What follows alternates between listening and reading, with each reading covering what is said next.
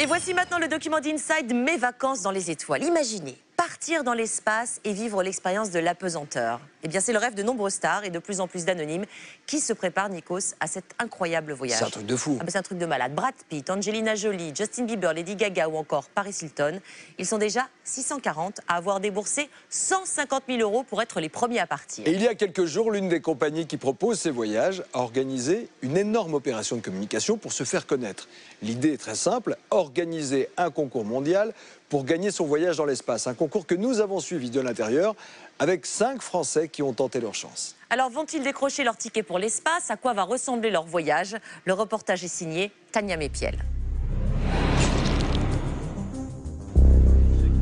Cap Canaveral en Floride, sur une base de la NASA, l'agence spatiale américaine, il y a un mois. Des milliards d'êtres humains vivent sur notre planète depuis des siècles. Pourtant, seulement 536 sont allés dans l'espace, uniquement des professionnels. Eh bien, cela va changer. Les 100 finalistes d'un grand concours viennent d'arriver du monde entier. Ce ne sont pas des astronautes, mais de simples civils, amateurs de sensations fortes. Ils sont là pour participer à 3 jours d'épreuve, à la clé pour 23 gagnants seulement, un voyage gratuit dans l'espace. Bonne chance. Parmi eux, 5 jeunes Français. Kevin est étudiant en comptabilité, Nicolas manutentionnaire, Sébastien répare des portes automatiques, Romain est policier scientifique, Cyril humoriste.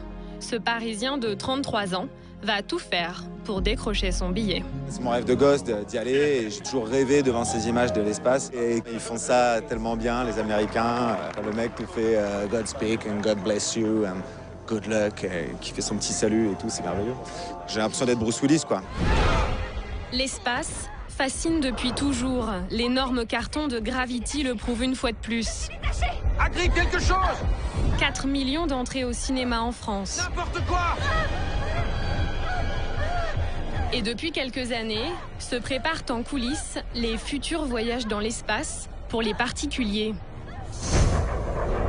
Millionnaires et stars ont déjà leur billet, mais des anonymes, loin d'être fortunés, ont aussi leur place. À quoi vont ressembler ces voyages? Quand vont-ils commencer? Et qui sont ces futurs touristes de l'espace?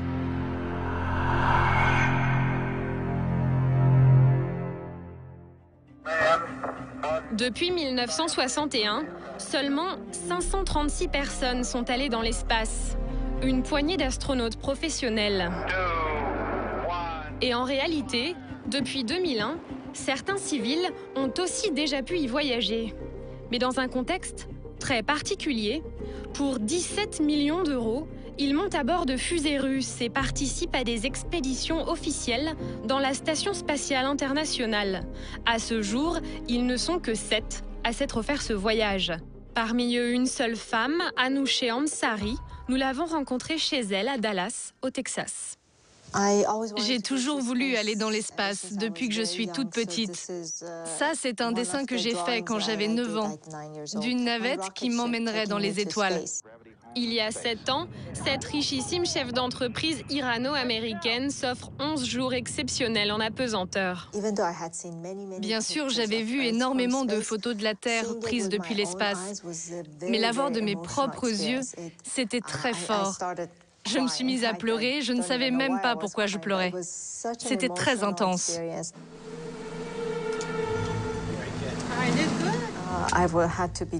J'ai dû apprendre à me laver les dents dans l'espace, à me laver les cheveux, à manger. Vous savez, l'eau flotte, alors j'ai dû réapprendre à boire. En fait, quand vous êtes là-haut, vous êtes un peu comme un enfant qui découvre les choses pour la première fois. Mais à 17 millions d'euros le billet, ce genre de voyage reste inaccessible, même pour les plus riches. Alors, depuis 10 ans, plusieurs compagnies tentent d'organiser des voyages pour les particuliers moins chers. Et en 2009, l'aventurier milliardaire Richard Branson est le premier à dégainer son projet, Virgin Galactic. Lors d'une soirée devant les médias du monde entier, il dévoile sa navette spatiale. Beaucoup de gens rêvent d'aller dans l'espace. Dans cette navette, ils pourront détacher leur ceinture, flotter, regarder la Terre, devenir des astronautes. Pour 150 000 € le billet, voilà exactement ce que propose Richard Branson dans son spot publicitaire. La navette décolle comme un avion, puis largue son petit vaisseau central. Celui-ci monte à plus de 100 km d'altitude, 10 fois plus haut qu'un avion de ligne, soit au-delà de notre atmosphère. De là-haut, les 6 passagers du vaisseau peuvent admirer la Terre et rester en apesanteur pendant 5 minutes, puis le vaisseau redescend sur Terre. Un voyage un peu fou que Richard Branson vend comme la prochaine attraction à la mode. Moi j'y vais et j'espère que vous allez venir aussi. Aujourd'hui, 640 tickets ont été vendus à des millionnaires et des stars comme Angelina Jolie et Brad Pitt, Tom Hanks, Justin Bieber, Lady Gaga, Ashton Kutcher ou Paris Hilton. Mais certains particuliers, des anonymes, ont aussi cassé leur tirelire. C'est le cas d'Yves Plindou, directeur marketing dans la restauration à Marseille. Voilà, les îles de Frioul. Ce passionné d'aviation qui ce jour-là s'offre un petit tour au-dessus des calanques, rêve de voyager bien plus haut et il s'y voit déjà. À l'horizontale, on verra la courbure de la Terre bleue. C'est une vue imprenable sur la Terre. C'est un rêve énorme. Pour débourser les 150 000 € nécessaires au billet, Yves Plindou a fait quelques sacrifices. Je ne suis pas millionnaire, alors j'ai beaucoup travaillé. C'est le travail d'une vie qui m'a permis un jour de vendre ma maison et d'en acheter une plus modeste. Et avec la plus-value que j'ai dégagée, je me suis offert ce ticket. Les navettes de Richard Branson sont encore à l'essai. Il affirme que dans 1 mois, il testera lui-même un vol avec ses enfants à bord. Si ce test est satisfaisant, les vols pour ses clients commenceraient dans 6 mois. Le tourisme de l'espace, un futur énorme marché. Alors la concurrence est déjà rude. SpaceX, une autre société, casse déjà les prix. Elle propose un billet 2 fois moins cher, à 70 000 €. Le voyage serait le même que celui de Richard Branson, mais en 2 fois plus court, et dans cette navette, un seul passager assis à côté du pilote. Pour se faire de la publicité, cette société, associée à un géant mondial des cosmétiques, a mis en place un concours pour faire gagner des billets gratuits. Des billets que rêvent de remporter nos 5 Français. Nous les retrouvons en Floride. Il est 6 h du matin. Alors, tu vas le réveil ou quoi? Je suis claqué. J'ai mal à la gorge et tout. T'as bien dormi ou quoi? J'ai mal partout. Les 100 candidats du concours logent dans ce grand campement, monté sur un terrain de la NASA. Ambiance militaire, à l'américaine, dortoir, lit de camp et casier. La tenue. On a tous une tenue comme ça. Donc chaque nationalité a son propre drapeau. La NASA leur offre un accès privilégié à sa base gigantesque. Ils découvrent les engins militaires spatiaux, les rampes de lancement de fusées, les immenses hangars de travail, les navettes spatiales et les tenues d'astronautes. De quoi les mettre en condition pour le concours.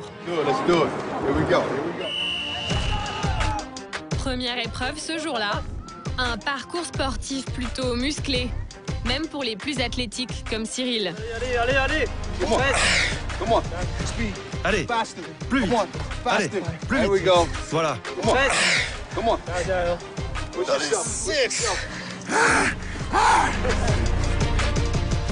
Ici, le Parisien est à 1000 lieues de sa vie d'humoriste. Personne ne peut faire ce parcours sans en chier à un moment donné.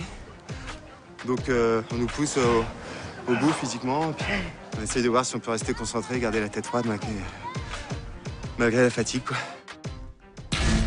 Pendant 3 jours, ils vont enchaîner les épreuves. Le test suivant, et plus mental. Vous avez 10 secondes.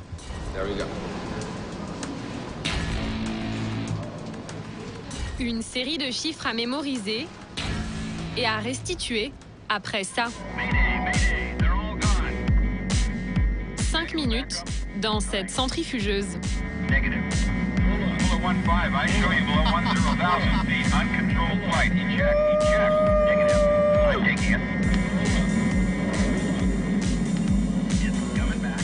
62, 86, 09 East. Excellent. Thank you. Le lendemain, ils doivent réussir un examen de connaissances sur l'astronomie et la physique. Cyril, avant de se lancer dans l'humour, a fait des études scientifiques. Un sérieux bonus. J'ai retrouvé quelques formules, j'étais pas mécontent des vieux souvenirs d'il y a 10 ans. C'est parti! Dernière épreuve, l'avion de voltige. Dans ce genre de vol, conduit par des pilotes de l'armée, les candidats peuvent ressentir pendant 1 ou 2 secondes les sensations de l'apesanteur. Waouh! Allez, on va faire un looping. Et les loopings permettent de tester leur résistance aux sensations fortes.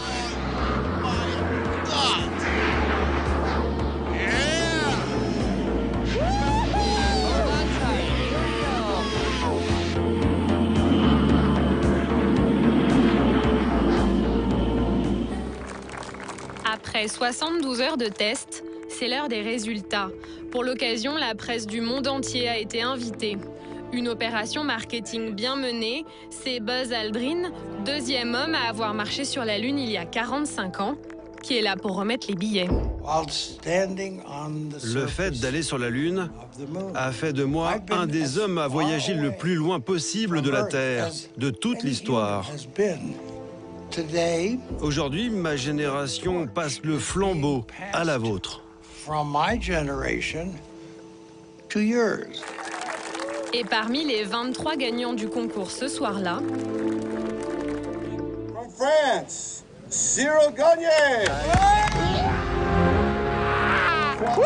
Cyril est le seul Français à décrocher son billet pour l'espace. Départ prévu dans 1 an. J'arrive pas à y croire, quoi.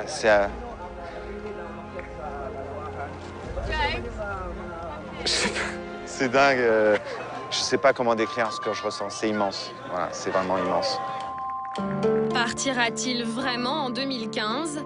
Peut-on vraiment y croire ? Certains spécialistes disent que ces voyages n'auront pas lieu avant 40 ans. Pas encore au point. Trop complexe à mettre en place pour des non-professionnels. Seule certitude, en attendant ces vols, c'est aujourd'hui une énorme bataille de communication qui a déjà commencé.